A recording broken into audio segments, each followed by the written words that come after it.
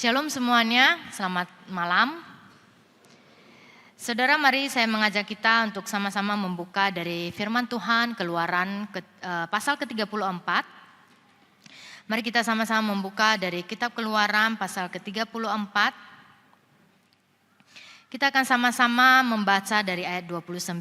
Saya akan membacakannya untuk Anda. Kita sama-sama bisa memperhatikan ayat 29 sampai ayat yang ke-35.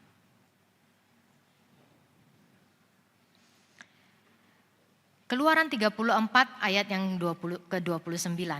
Lalu Musa turun dari gunung Sinai dengan kedua loh hukum di tangannya. Ketika turun dari gunung itu, ia tidak menyadari bahwa kulit wajahnya bercahaya oleh karena ia telah berbicara dengan Tuhan. Ketika Harun dan semua orang Israel melihat Musa, tampaklah kulit wajahnya bercahaya sehingga mereka takut mendekati dia. Tetapi ketika Musa memanggil mereka, Harun dan semua pemimpin jamaah berbalik kepadanya dan Musa berbicara kepada mereka. Sesudah itu seluruh orang Israel datang mendekat. Lalu Musa menyampaikan segala perintah yang difirmankan Tuhan kepadanya di Gunung Sinai. Setelah Musa selesai berbicara dengan mereka, ia mengenakan selubung pada wajahnya. Tetapi setiap kali Musa masuk menghadap Tuhan untuk berbicara dengan dia, ia menanggalkan selubung itu sampai ia keluar. Ketika ia keluar dan menyampaikan kepada orang Israel apa yang diperintahkan kepadanya, orang Israel melihat wajah Musa dengan kulit wajahnya yang bercahaya. Lalu ia kembali mengenakan selubung pada wajahnya sampai ia masuk menghadap Tuhan untuk berbicara dengan dia. Saudara, demikianlah pembacaan firman Tuhan kita pada hari ini. Saudara, ada satu video singkat yang saya ingin Anda bisa sama-sama boleh diputarkan mungkin dari belakang ya, kita sama-sama bisa melihat ini. Perbedaan cowok zaman dulu dan cowok sekarang. Laki kok pakai skincare, kayak banci lu.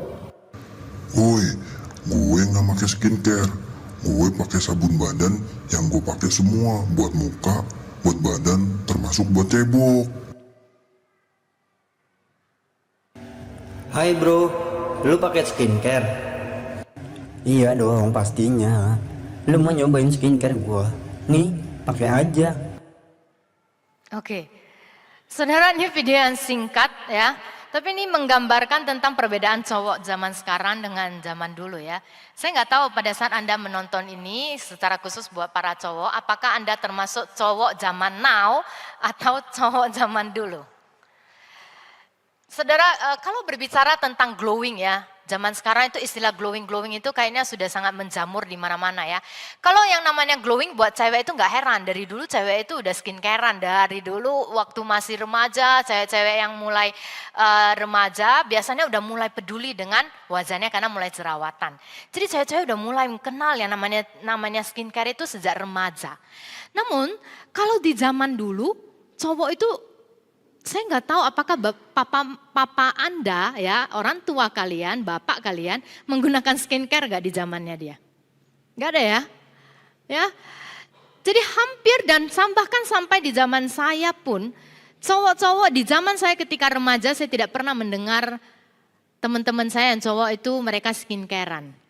Namun memang sangat mengagetkan, saya juga nggak sadar ketika saya punya keponakan yang memang saat ini sedang remaja. Dia menggunakan skincare dan saya kaget, dia tahu semuanya.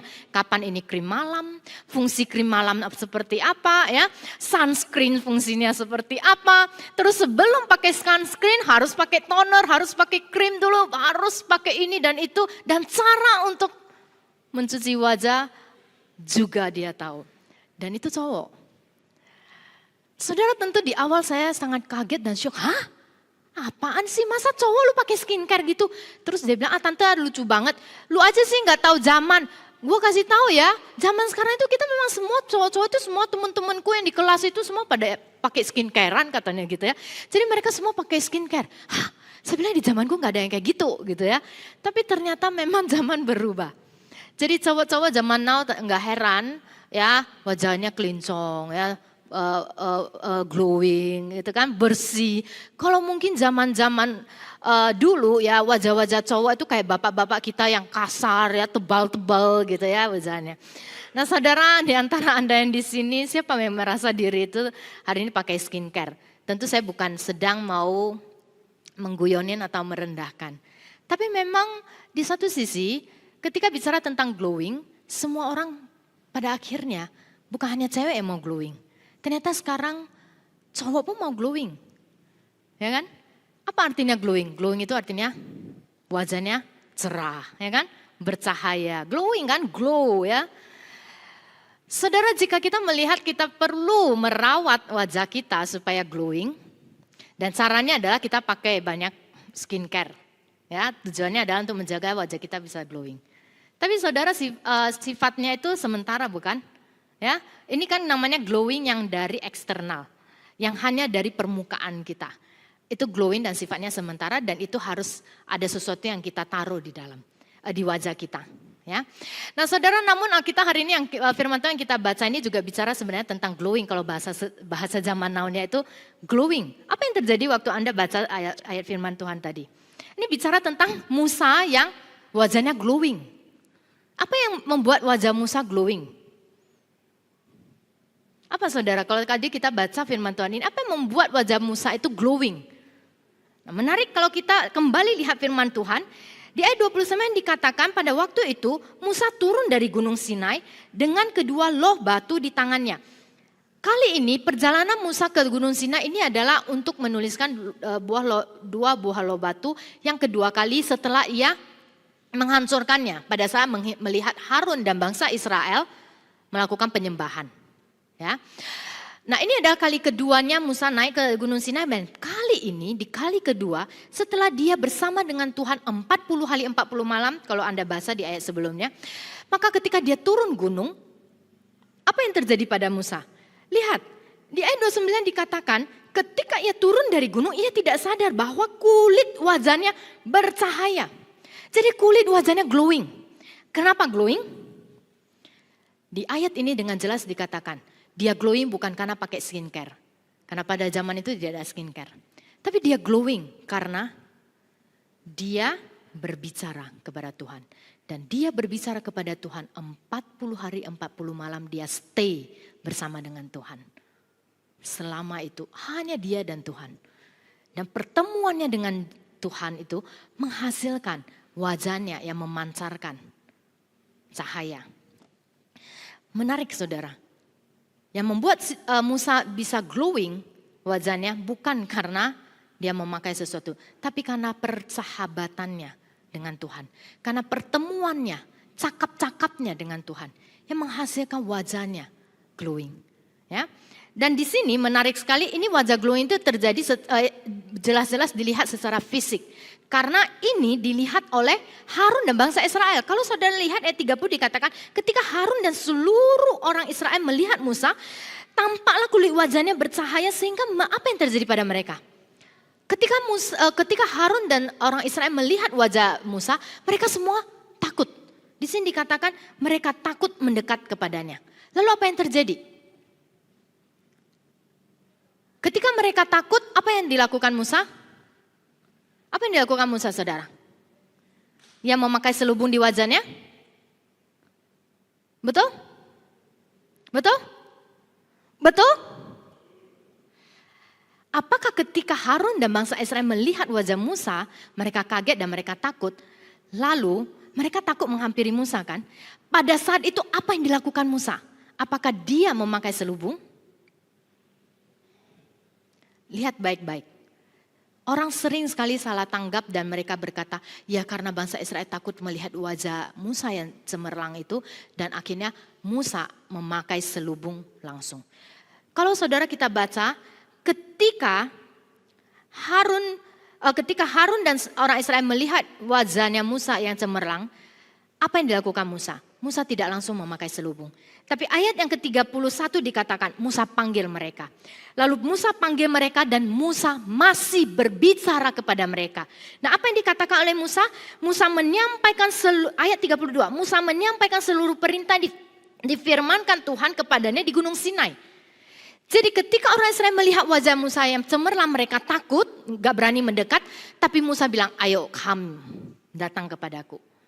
Lalu Musa, ketika mereka berani datang, Musa menjelaskan semua apa yang Tuhan perintahkan kepadanya untuk disampaikan kepada bangsa ini.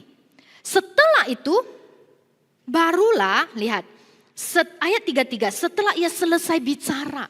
Artinya pada waktu ia bicara tentang seluruh firman dan perintah dari Tuhan, kondisi wajah Musa masih bercahaya dan dia tidak menyelubunginya. Oke, sangat jelas sekali dikatakan di sini dia tidak menyelubungi. Namun dikatakan setelah ia selesai bicara, ayat 33, maka dia baru mengenakan selubung pada wajahnya. Tetapi setiap kali Musa masuk menghadap Tuhan dan berbicara kepada Tuhan, dia akan menanggalkan kembali selubung itu sampai ia keluar. Jadi artinya pada saat dia bertemu dengan Tuhan, dia akan menanggalkan selubungnya. Kemudian ketika dia akan menyampaikan apa yang diperintahkan, nah ketika ia keluar dan menyampaikan kepada orang Israel apa yang diperintah kepadanya, maka orang Israel pada saat orang Israel melihat wajah Musa lagi yang cemerlang, maka kembali lagi dikatakan di ayat ini bahwa Musa akan kembali mengenakan lagi selubung pada wajahnya. Saudara, menarik sekali. Pada saat kita melihat ini, ayat ini, berikop ini menceritakan tentang apa?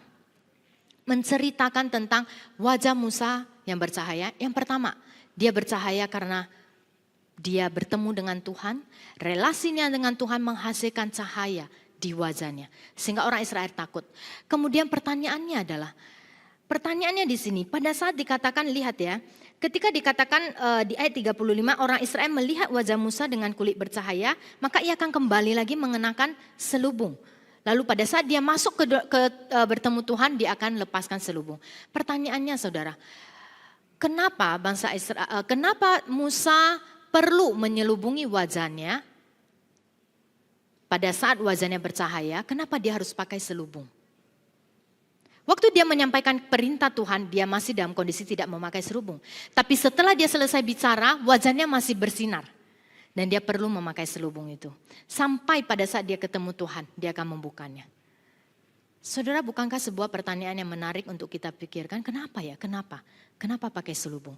Lalu pertanyaan kedua, cahaya ini apakah akan terus ada? Saudara, apakah cahaya ini terus ada? Terus ada? Kalau saudara baca baik-baik di sini, lihat ya, ayat 34 dikatakan di sana. Setiap kali Musa masuk menghadap Tuhan berbicara, ia menanggalkan selubung. Sampai ia keluar. Ketika ia keluar, dia bicara sama orang Israel, apa yang diperintahkan. Lalu orang Israel melihat, wajahnya Musa bercahaya. Maka dia akan kenakan selubung lagi.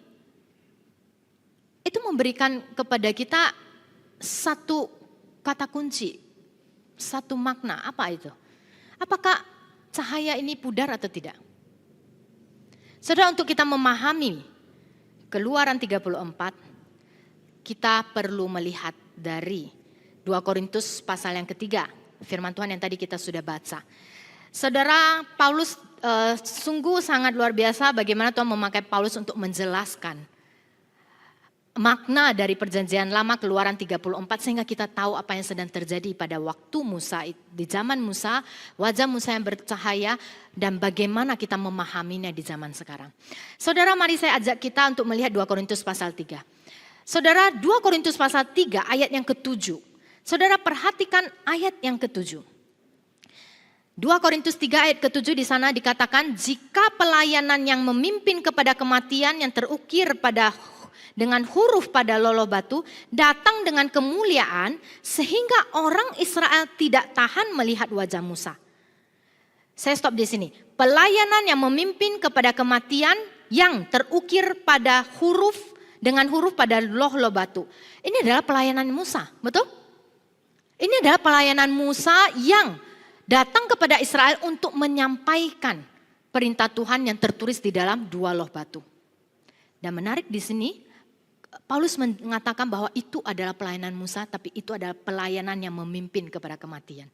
Jadi sebuah pertanyaan besar, kenapa pelayanan Musa waktu di zamannya Israel yang menyampaikan perintah Tuhan tentang 2 loh batu, untuk ditaati oleh bangsa Israel itu disebut sebagai pelayanan yang mendatangkan kematian. Oke, dan untuk pelayanan itu Paulus menjelaskan bahwa pelayanan itu ada kemuliaan. Jadi bahwa ketika wajah Musa bercahaya, di Keluaran 34, wajah Musa yang bercahaya itu adalah sebuah lambang apa? Cahaya yang datang bukan karena pakai skincare, tapi cahaya yang datang karena kemuliaan Allah hadir di dalam dia. Karena pertemuannya dengan Tuhan. Sehingga kemuliaan Allah hadir di dalam dia. Sehingga pada saat pancaran cahaya yang muncul di wajah Musa. Kenapa bangsa Israel takut? Karena mereka melihat kemuliaan Tuhan yang begitu bercahaya itu. Oke? Jadi bukan pakai skincare. Jadi saudara, namun menariknya di sini. Waktu di zaman Musa, wajah Musa yang bercemerlang itu adalah tanda kemuliaan. Dan di sana dikatakan bangsa Israel tidak tahan menatap wajah Musa karena cemerlangnya. Lalu dikatakan sekalipun akhirnya pudar juga. Saudara, dengan kata lain ayat 7 mengatakan cahaya yang terpancar di wajah Musa yang cemerlang itu pada akhirnya pudar. Artinya adalah ada momen pada saat Musa bersama bangsa Israel wajahnya tidak selalu bercahaya. Kan? Betul nggak? Dan lihat buktinya. Saya ajak kita lagi baca ayat 13. Tidak seperti Musa yang menyelubungi mukanya supaya mata orang Israel jangan melihat hilangnya cahaya yang memudar itu. Saudara, berarti dengan kata lain Keluaran 34, pertanyaan saya tadi, apakah cahaya itu akan hilang? Di Korintus dijelaskan bahwa cahaya itu memudar. Dan kenapa salah satu alasan kenapa Musa memakai selubung, supaya bangsa Israel tidak melihat pudarnya cahaya kemuliaan itu. Dan kita jadi bingung, kenapa? Kenapa tidak diizinkan untuk melihat pudarnya cahaya itu? Lalu kenapa lagi pertanyaannya cahaya itu bisa pudar? Ini menjadi dua pertanyaan yang menggelisahkan kita tentunya harusnya ya. Lalu jikalau cahaya ini pudar, maka apa bedanya dengan skincare yang kalau kita pakai bisa glowing, kalau kita udah nggak pakai wajah kita kusam, ya nggak? Coba saudara nggak pakai skincarean selama beberapa hari, Anda kan, wajahku kok jadi kusut ya, wajahku kok jadi kering ya, gitu kan? Oke, jadi sama halnya kira-kira dengan Musa yang ada kalanya wajahnya nggak akan cemerlang dan bisa pudar. Jadi apa bedanya dong? Lalu bagaimana kita bisa memiliki memancarkan cahaya kemuliaan yang bertahan dan tidak pudar. Nah, saudara, Korintus, Paulus menjelaskan dengan ilustrasi menghubungkan ke kisah Keluaran 34 untuk menjelaskan bagaimana hari ini kita sebagai anak Tuhan bisa memiliki memancarkan cahaya kemuliaan Tuhan yang tidak akan hilang. Saudara, tapi terlebih dahulu kita perlu memahami kenapa cahaya yang terpancar di wajah Musa itu bisa hilang. Saudara, ayat 7 dikatakan pelayanan ini memimpin kepada kematian. Kenapa pelayanan Musa yang memberikan hukum Taurat kepada bangsa Israel itu mendatangkan kematian? Saudara pernah berpikir, kenapa Tuhan memberikan perintah, memberikan hukum Taurat, memberikan 2 loh batu kepada bangsa Israel, dan ternyata perintah ini pada ujungnya memimpin kepada kematian. Kalau memimpin kepada kematian, ngapain perlu diberikan? Betul nggak? Saudara, pernahkah kita berpikir selama ini, pernahkah kita sadar bahwa bahwa perintah hukum Taurat itu adalah sebuah perintah yang sesungguhnya membawa kematian. Ini yang disampaikan Paulus. Kenapa begitu? Saudara, dengan jelas Roma 3 ayat 20. Saya mengajak kita lihat Roma 3 ayat 20. Sehingga kita ngerti sebenarnya apa sih tujuan Tuhan memberikan perintah dua batu yang berisi tentang 10 hukum Taurat itu kepada bangsa Israel.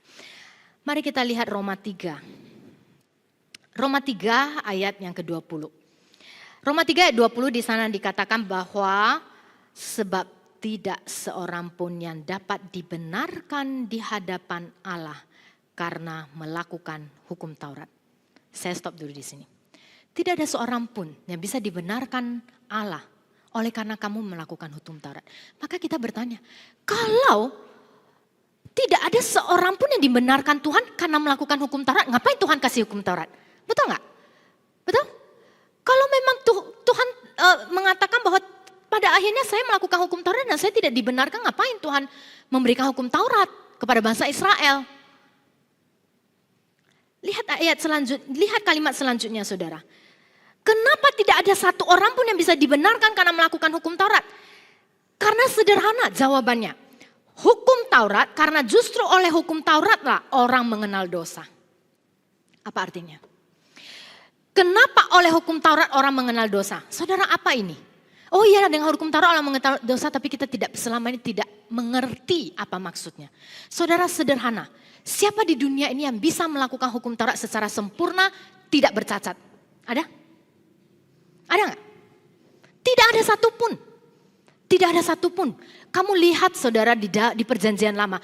Adakah nabi satu orang pun yang Tuhan katakan, engkau berhasil? Nabi Yeremia kah? Yesaya kah? Tuhan memujinya karena dia bisa berhasil memenuhi seluruh hukum Taurat. Bahkan Musa sendiri.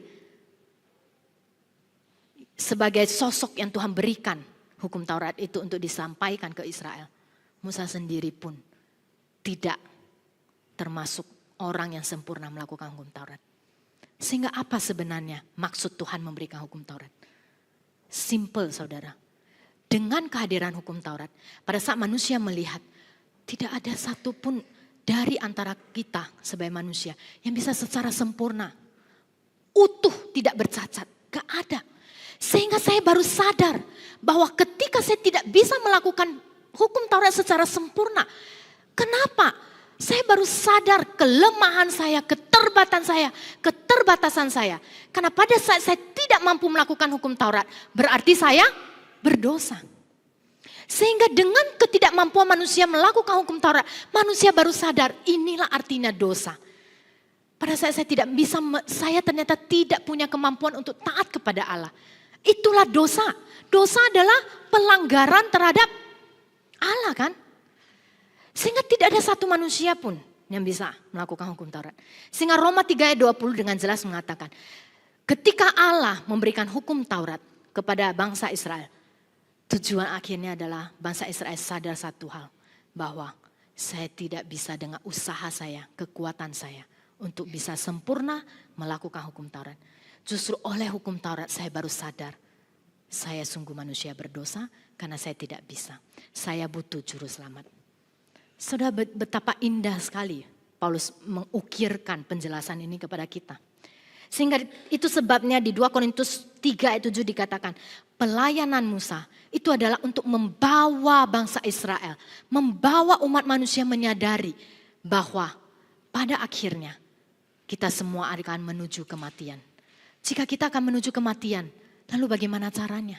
Itu sebabnya perjanjian lama, pelayanan Musa di perjanjian lama itu adalah pelayanan yang menuju kematian, namun Tuhan telah mempersiapkan adanya perjanjian baru. Bagaimana kita bisa untuk tidak mengalami pelayanan yang menuju kematian? Tuhan sudah mempersiapkan itu. Itu sebabnya saudara kalau engkau baca di dalam ayat 6. Di ayat 6 dikatakan, jika Musa Tuhan pakai untuk pelayanan di perjanjian lama, untuk kematian. Maka Paulus dan rekan-rekannya di zaman perjanjian baru di sana dikatakan ayat 6, dialah yang membuat kami sanggup menjadi pelayan dari perjanjian baru. Nah, apa perjanjian baru ini? Perjanjian baru ini tidak lagi berisi dan diukir dalam hukum yang tertulis, tetapi perjanjian baru ini terukir dari roh. Sebab hukum yang tertulis mematikan, tetapi roh menghidupkan. Saya baca ayat yang ketiga. Saudara perhatikan 2 Korintus 3 ayat 3.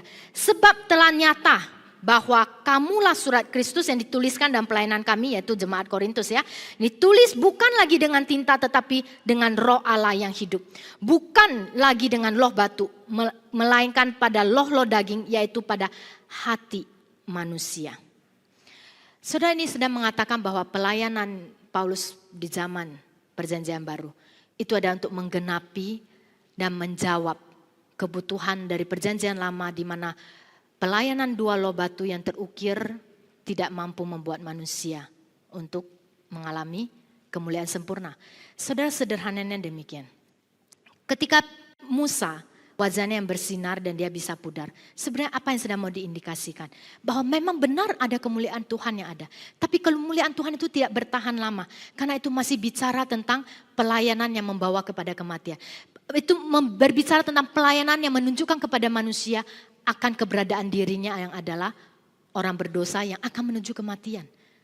Sehingga itu untuk mempersiapkan umat Tuhan melihat bahwa Tuhan sedang mempersiapkan sebuah kemuliaan yang tidak akan sirna. Dan bagaimana caranya? Pemuliaan yang tidak akan sirna berarti saya bisa mampu taat kepada Tuhan seutuhnya. Betul? Sederhananya itu kan.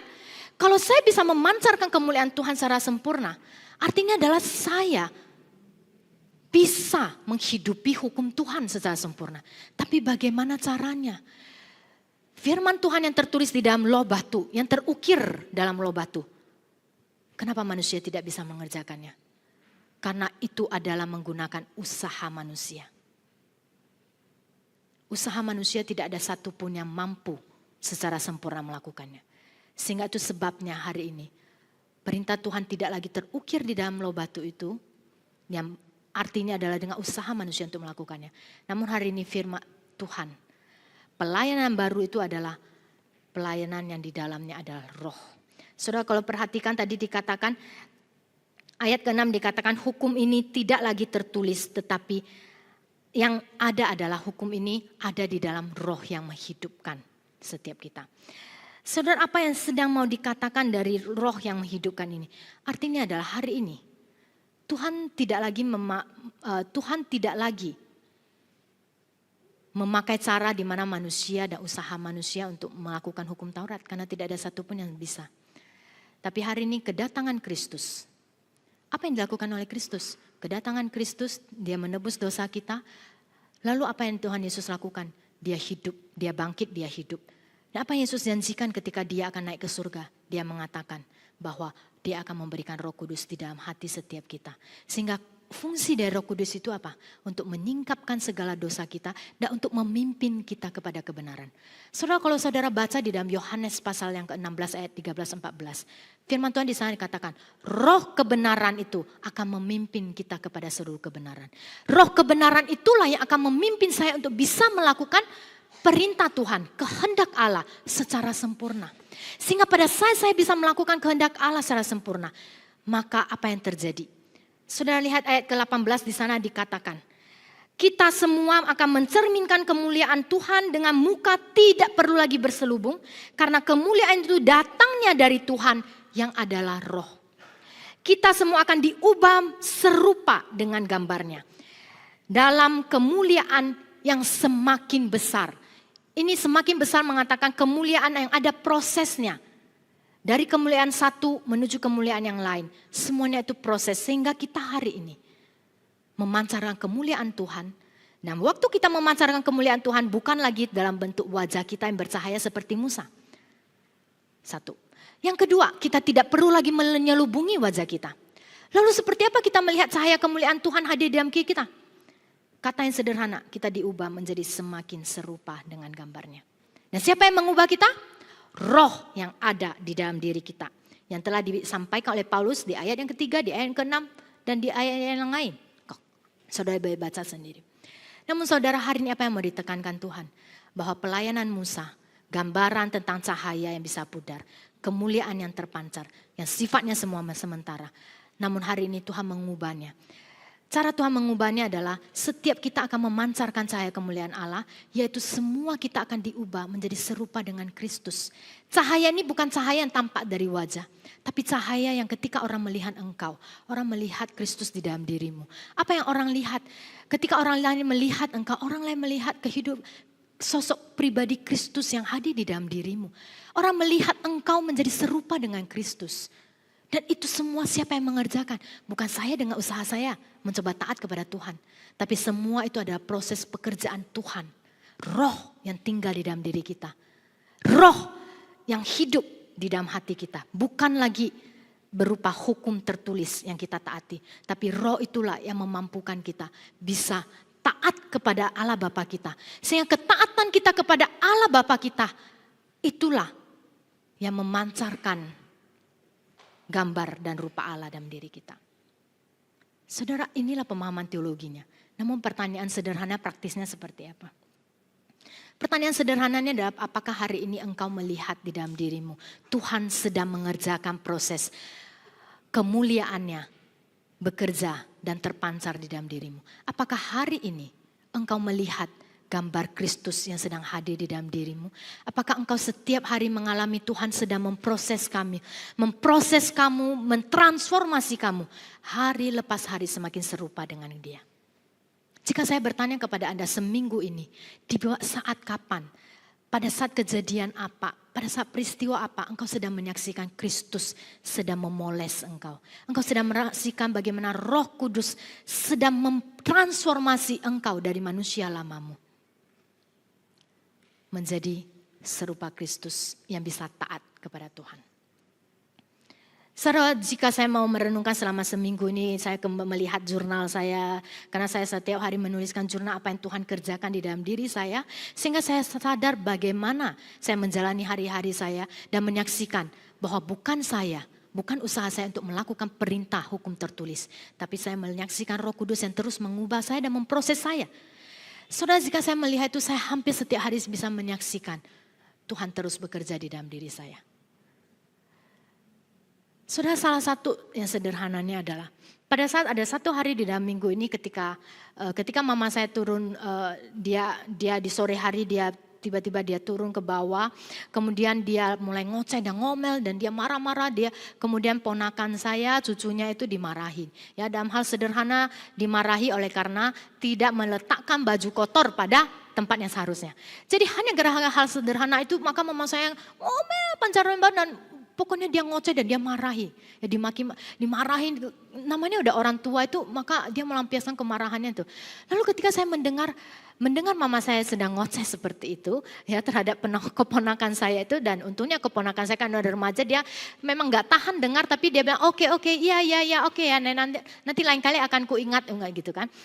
Tapi pada waktu mama saya nggak berhenti ngoceh, dia terus saja melampiaskan amarahnya, marah, ngomel ini itu, semua cerita masa lalu kesalahan anak itu diingat dan diceritakan lagi, diomelin lagi. Lalu pada saat itu di dalam hati saya bilang, ih mamaku ini ya bawel banget sih.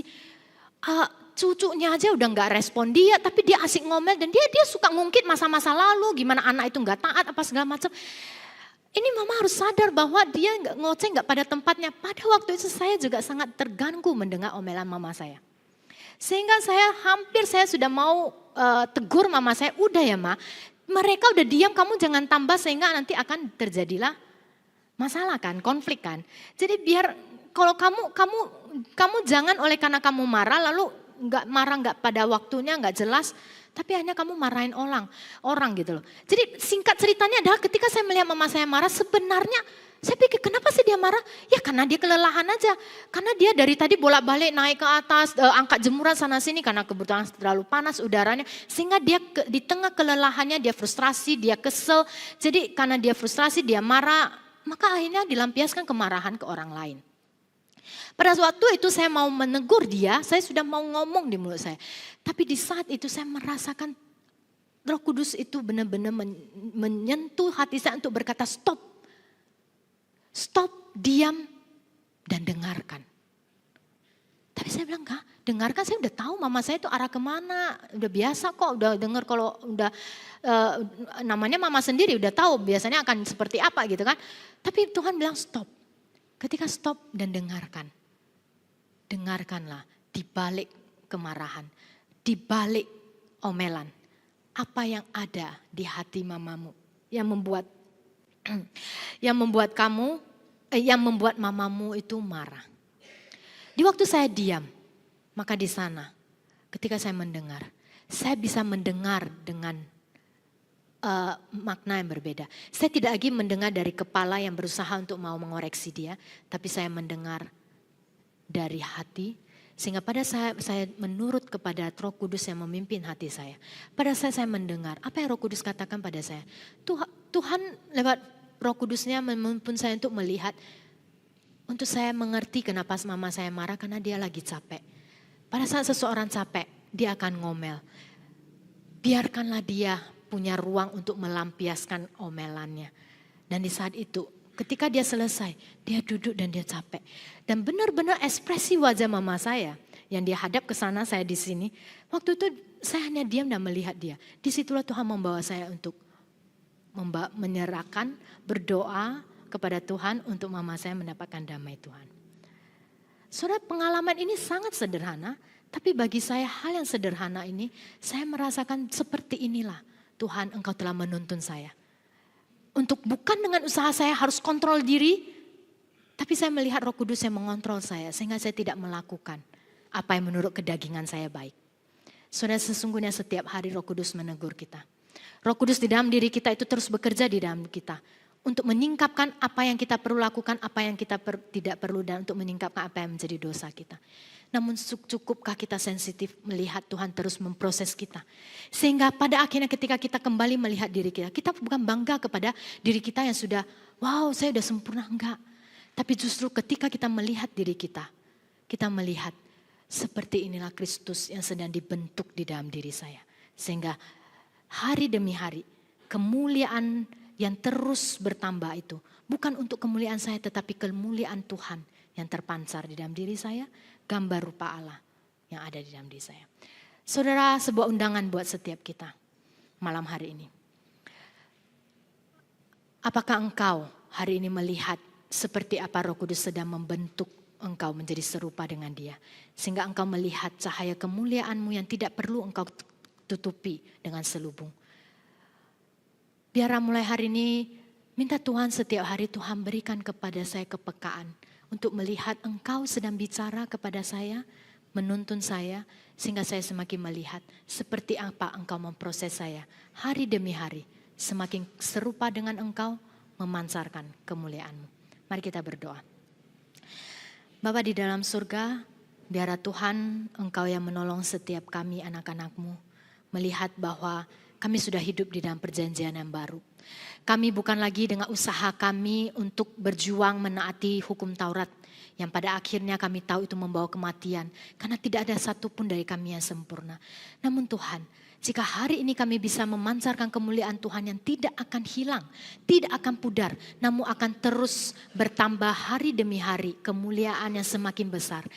Itu karena pekerjaan Roh Kudus di dalam kami yang terus mengoreksi kami, membersihkan kami, yang terus memurnikan kami. Sehingga Tuhan, yang kami tampak adalah kemuliaan gambar rupa Kristus di dalam diri kami. Pimpinlah setiap jemaat-Mu Tuhan, agar kami bukan lagi hidup hanya berdasarkan doktrin semata, namun kami hidup sungguh menyaksikan pribadi yang hidup sedang mengubah kami. Dalam nama Yesus kami berdoa. Amin.